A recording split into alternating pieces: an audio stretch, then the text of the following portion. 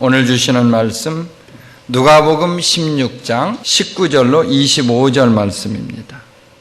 한 부자가 있어 자색옷과 고운 베옷을 입고 날마다 호화로이 연락하는데 나사로라 이름한 한 거지가 헌대를 앓으며 그 상에서 그 부자의 대문에 누워 부자의 상에서 떨어지는 것으로 배불리려 하며 심지어 개들이 와서 그 헌대를 핥더라.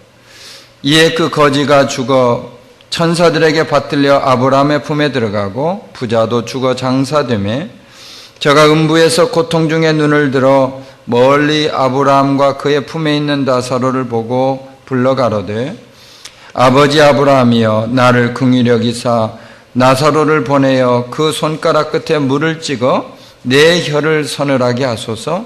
내가 이 불꽃 가운데서 고민하나이다. 아브라함이 가로되 예, 너는 살았을 때 내 좋은 것을 받았고 나사로는 고난을 받았으니 이것을 기억하라. 이제 저는 여기서 위로를 받고 너는 고민을 받느니라. 아멘.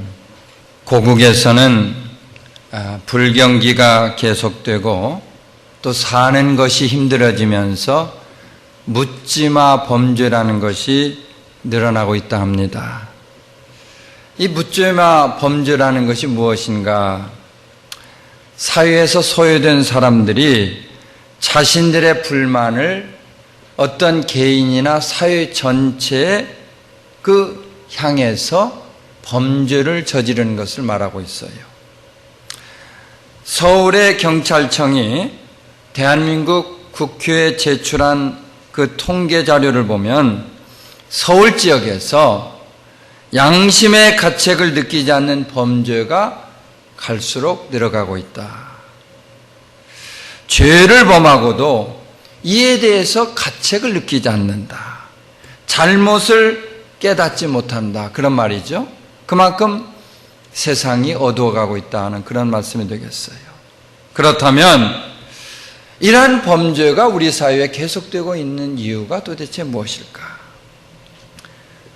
소외된 사람들에 대한 사회적인 무관심이 아주 그 중요한 이유가 됩니다. 경제적으로 있는 사람들이 없는 사람들을 대접하지 못하고 있다. 그런 말씀이 되겠죠? 예. 오늘 본문에 보니까 많은 것을 누리며 살면서도 이웃을 돌아보는 일에 인색했던 한 부자가 소개되고 있어요. 그는 좋은 집에서 값비싼 옷과 음식을 즐기면서 호화로운 삶을 살았다. 그렇게 기록되어 있습니다. 그러나 부자는요, 이처럼 부를 누리면서도 가까운 이웃에게 한없이 인색했던 것입니다. 오직 자신만을 생각하는 가운데, 자신의 가족만을 챙기는 가운데 균형을 잃어버린 그런 삶을 살았다는 말씀이에요.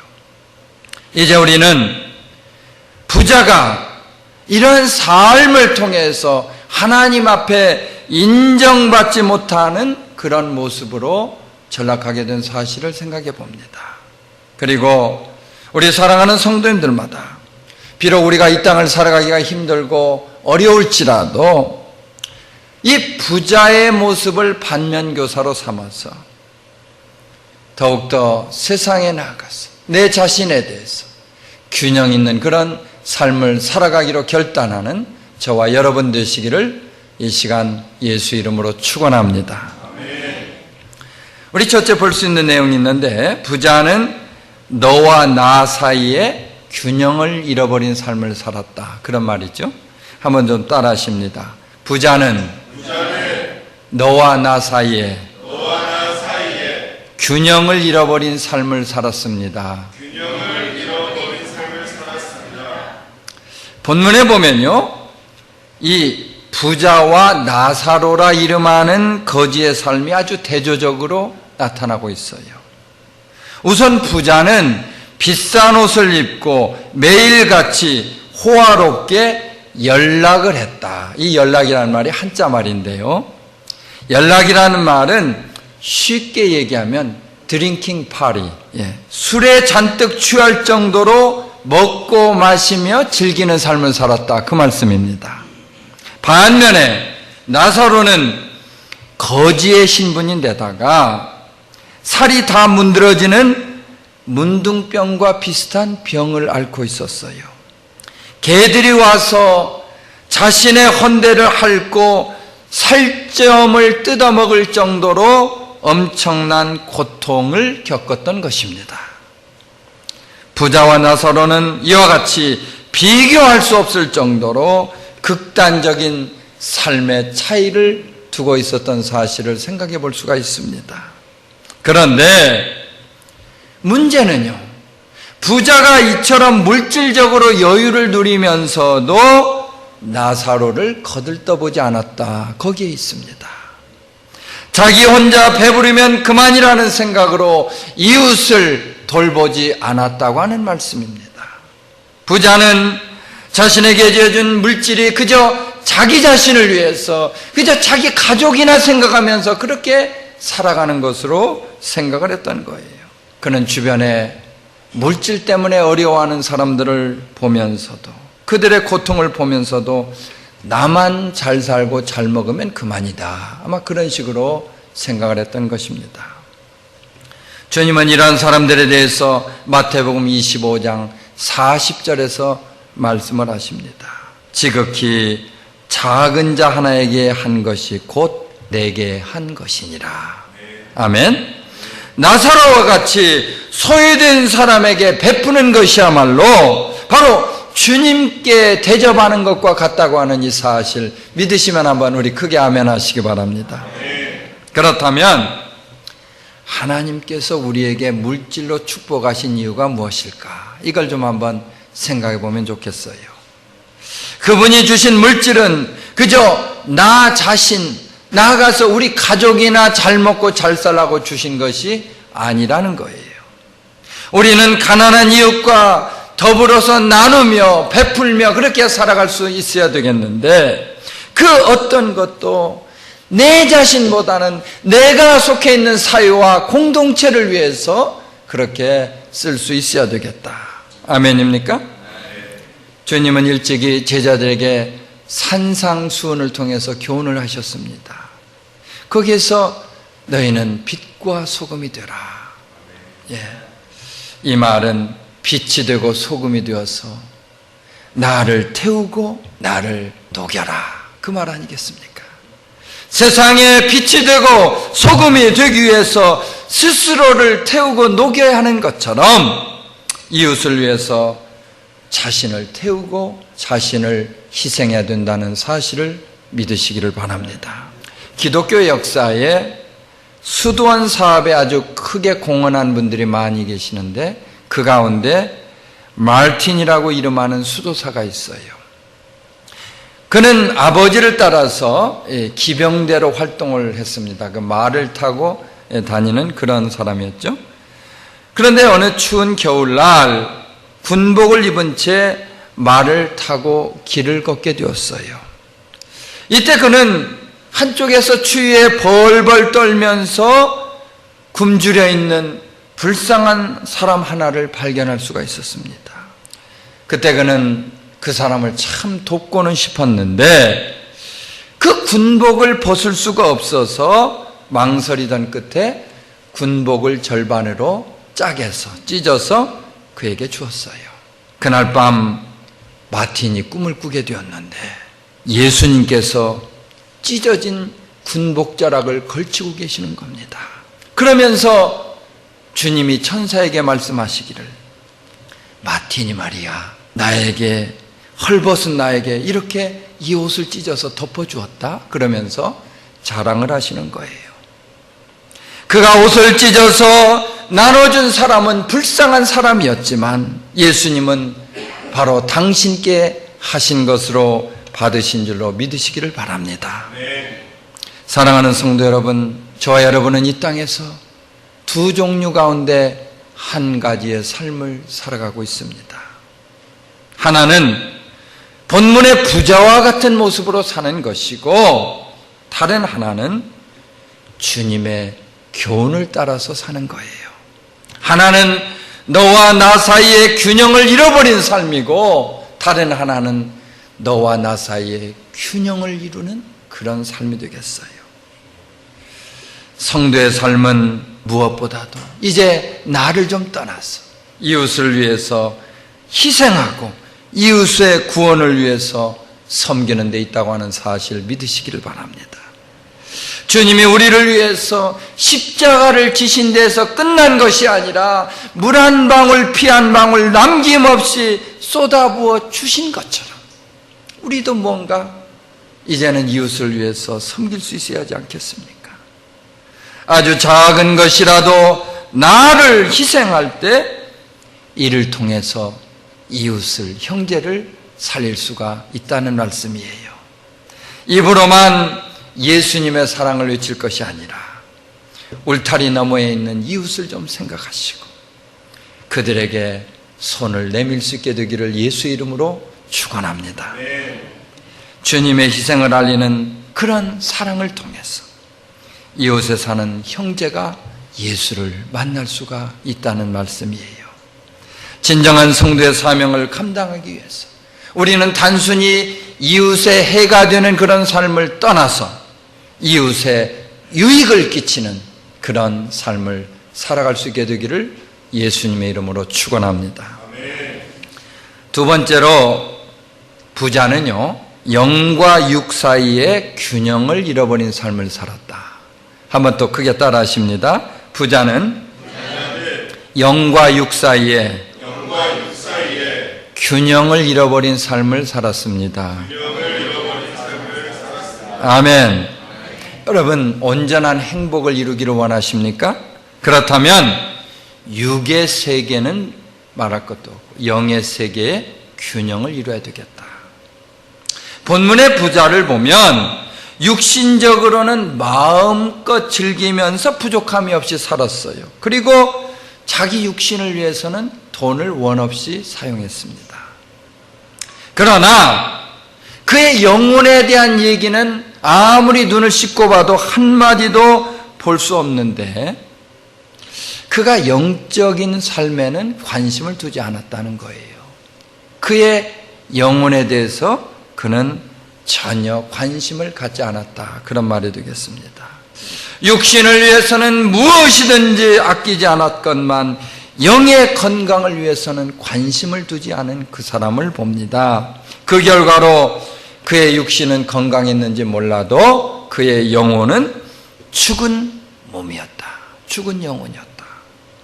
주변에 보지만 육신적으로 오래 사는 것에 대해서 많은 사람들이 관심을 가지고 있어요. 아마 이 점에 대해서는 우리 성도님들도 마찬가지일 것이다. 그런 생각을 해봅니다. 그렇다면 여러분, 왜 그렇게 오래 살기를 원하십니까? 단순히 먹고 살기 위해서 오래 살기를 원한다. 그러면 그건 좀 문제가 있어요. 그러나 나에게 주어진 사명을 내가 좀 감당하고자 나에게 주어진 사명을 이루기를 위해서라면 그것은 더없이 귀한 일입니다. 아프리카의 선교사로 우리 가운데 잘 알려져 있는 리빙스턴이라고 하는 분 여러분 아시죠? 예. 누군가가 이분에게 물어봤어요. 그 오지에 가서 그 어려운 곳에 가서 죽음을 당할 것이 두렵지 않느냐 이렇게 물어봤습니다. 그러자 그가 대답하기를 나는 주어진 사명을 다할 때까지 절대로 죽지 않습니다. 아멘. 할렐루야. 아멘. 나는 이러한 사명감으로 주님께 헌신하고 일을 하기 때문에 이를 이루기 전에는 절대로 죽지 않는다. 그가 그렇게 신앙 고백을 할 수 있었던 것입니다. 여러분, 영혼을 잃어버린 육체는 다른 동물에게서 보는 것처럼 단순한 생명체에 지나지 않습니다. 영혼을 지킬 수 있을 때 우리가 하나님이 원하시는 삶을 살아갈 수가 있고 하나님의 뜻 가운데 일을 이룰 수 있다는 그런 말씀이에요. 오늘의 고운 얼굴도 내일이면 주름이 생길 수가 있어요. 그렇죠?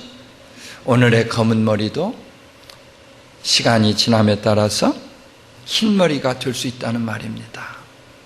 성경은 육체보다 영혼을 보존하라 그렇게 교훈을 하고 있는데, 우리가 영혼을 통해서 하나님을 마음껏 찬양하라고 우리에게 권면을 하십니다.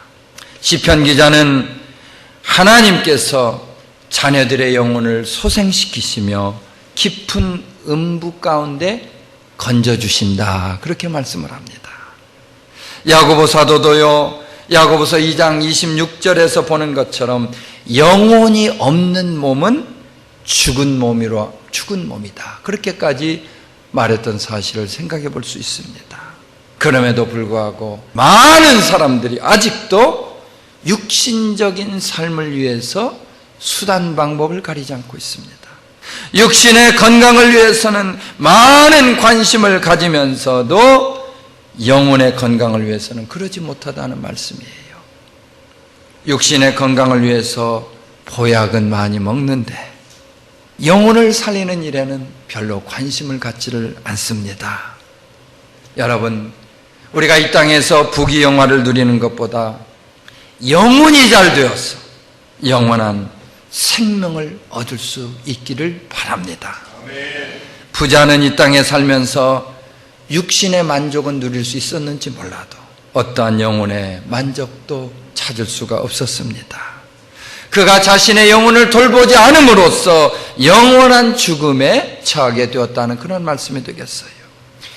주님이 왜 십자가 위에서 돌아가셨을까? 바로 저와 여러분의 영혼을 살리기 위해서입니다. 죄와 허물로 인해서 감히 하나님 앞에 근처에도 갈 수 없었던 저와 여러분, 그분과의 관계를 회복시키시도록 그분이 돌아가셨다는 말씀입니다. 그분은 이 땅에서 살다가 때가 되면 없어질 우리의 육신을 살리기 위해서 이 땅에 오신 것이 아니에요. 이사야 선지자는 그 사실을요 이렇게 우리 가운데 증거해 주십니다. 그가 찔림은 우리의 허물을 인함이요 그의 상함은 우리의 죄악을 인함이라. 그가 징계를 받음으로 우리가 평화를 누리고 그가 채찍에 맞음으로 우리가 나음을 입었도다. 아멘 합시다. 주님은 우리의 영혼을 살리기 위해서 이와 같이 큰 대가를 치러 주셨습니다. 그분은 죽음 가운데 있던 우리의 영혼을 살리기 위해서 이처럼 자신의 생명을 희생하는 일까지도 감당하시게 된 줄로 믿으시면 한번 아멘 하시기 바랍니다. 세 번째로, 부자는요 현세와 내세 사이에 균형을 잃어버린 삶을 이루었다. 한번 또 따라 하십니다. 부자는 현세와 내세 사이에 균형을 잃어버린 삶을 살았습니다. 여러분, 오늘의 삶이 중요하죠? 예, 그러나 이보다 더 중요한 것은 바로 내일의 삶입니다. 이 땅에서의 삶도 중요하지만 주님이 정해주신 그런 영원한 나라에 가서 사는 그 삶이 대단히 중요하다는 말씀이에요. 그러나 이 부자를 보니까 그는 현재 삶에만 포커스를 맞추면서 그 결과로 현재 삶에는 최고의 만족을 누릴 수 있었는지는 몰라도 내세에는 비참한 삶을 경험하고 있습니다. 부자는요 음부로 불리는 그 지옥에서 극심한 고통을 맛보면서 지내했던 것입니다. 활활 타는 불꽃 가운데서 물 한 방울이라도 제발 내 혀끝에 찍어달라고 간청을 해보지만 그는 거절당하고 개처럼 슬피 울부짖는 그런 신세가 되었다는 것입니다. 여러분 혹시 아시는지 모르지만 김상호라고 이름하는 장로님이 쓰신 책이 있는데 책 제목이 깡통을 차고 빌어먹어도 지옥만은 가지 마라. 예. 이 책의 내용을 잠시 보면 거기에 저자가 지옥을 방문하는 내용이 나옵니다. 그때 지옥에서 신음하는 영혼들에게 저자가 묻습니다. 당신들은 어쩌다가 이곳에 오게 되었나요? 지옥에 있던 영혼들이 한결같이 대답합니다. 누군가 나에게 예수를 믿으라고 할 때 그 말을 듣지 않았기 때문이에요. 내가 왜 그때 예수를 영접하지 않았는지 너무도 고통스럽고 후회가 됩니다. 여러분, 이 말씀이 가슴에 메아리쳐서 들리신다면, 이 목사가 이 자리에 서서 하고 있는 이 말씀이 액면 그대로 믿겨진다고 믿으신다면 이제 예수를 전할 수 있기를 바랍니다. 그들이 당장은 받아들이지 않을지라도 포기하지 마시고 그들을 위해서 가슴을 열고 기도하면서 희생도 할 수 있어야 하는 거예요. 사도 바울이 말한 것처럼 때를 얻든지 못 얻든지 우리는 예수를 전해야 하는데, 그렇게 하지 않으면 저와 여러분에게 화가 미칠 수 있기 때문입니다. 우리 사랑하는 성도님들에게 제가 이제 한번 묻고 싶습니다. 잠깐 후면 떠나게 될 이 땅에서의 삶의 모든 것을 거시겠습니까? 아니면 영원한 삶을 위해서 투자를 좀 해보고 싶으십니까? 구약에 보면 노아가 있죠? 노아가 살았던 시대의 사람들이 어땠습니까? 그들은 눈에 보이는 현실에만 목표를 두고 살았어요. 먹고 즐기는 가운데 시집가고 장가가면서 이 땅에서의 만족을 찾는 일에 모든 것을 다했습니다. 노아가 그처럼 경고를 했는데도 불구하고, 노아가 그처럼 그들에게 당부를 했는데도 불구하고 그들은 이 땅을 떠날 이후의 삶을 전혀 준비하지 않았다는 것입니다. 당시 사람들이 홍수에 휩쓸려서 떠내려가면서 무슨 말을 했을까? 저는 그것을 좀 생각해 봅니다. 노아의 경고를 받아들일 걸. 그런데 아직도 이 땅에서의 삶으로 모든 것이 끝나는 것처럼 그렇게 착각을 하는 사람들이 너무도 많이 있습니다. 이러한 사람들을 보면 그저 대부분 세상을 따라서 즐기고 만족을 찾는 일에 관심을 많이 가져요. 우리 같이 열심으로 교회 다니고 헌신적으로 신앙생활을 하는 사람들을 그저 불쌍하다 그렇게 얘기를 하기도 합니다. 노아 시대를 살았던 그 사람들과 닮은 점이 많이 있지 않습니까? 우리 인생은 육신의 죽음과 함께 끝나는 것이 아니라 영원합니다. 주님을 믿음으로써 현재의 삶뿐만 아니라 영원한 삶을 우리는 소유하게 된다는 말씀이에요. 주님은 우리에게 말씀하십니다. 진실로 진실로 너희에게 이르노니 믿는 자는 영생을 가졌나니. 아멘 합시다. 주 예수를 믿어 구원에 이른 사람마다 영원한 생명을 소유하게 된다는 그 말씀 아니겠어요? 영생은 하나님의 아들 되시는 예수 그리스도 안에 나타나 있는 영원한 생명입니다.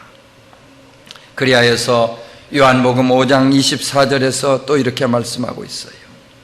내가 진실로 진실로 너희에게 이르노니 내 말을 듣고 또 나 보내신 이를 믿는 자는 영생을 얻었고 심판에 이르지 아니하나니 사망에서 생명으로 옮겼느니라. 아멘. 할렐루야. 아멘.